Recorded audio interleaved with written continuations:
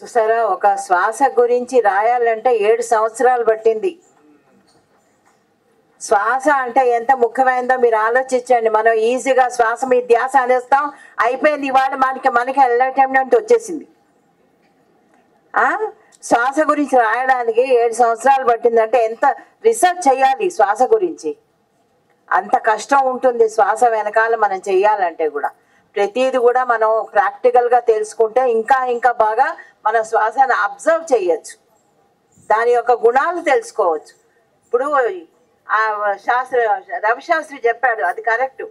శ్వాస ఎటువైపు ఆడుతుందో చూస్తే మనం ఎదుటి వాళ్ళు ఎలా ఉంటారో కూడా మనం చెప్పగలం, మనం చూసే పద్ధతి కూడా చెప్పగలం శ్వాస బట్టి. ఇవంతా ఒక సైన్స్, ఇది ఊరికే కాదు, ఇది సైన్స్. ఇది ఆ సైన్స్ తెలుసుకొని మనకు శ్వాసని గమనించమని బుద్ధుడు చెప్పాడు, పత్రి గారు చేశారు. కనుక శ్వాస అనేది అద్భుతమైంది, దాన్ని అంత ఈజీగా తీసుకోవద్దు. శ్వాస ఉన్నంతగా శరీరాన్ని మనం డెకరేట్ చేసుకోగలం, అది లేనప్పుడు ఏమీ లేదు. కనుక ఇవాళ ఈ పుస్తకం చాలా అద్భుతమైంది. ఈ ముఖ చిత్రం ఎంత బాగుందో, చాలా బాగుంది.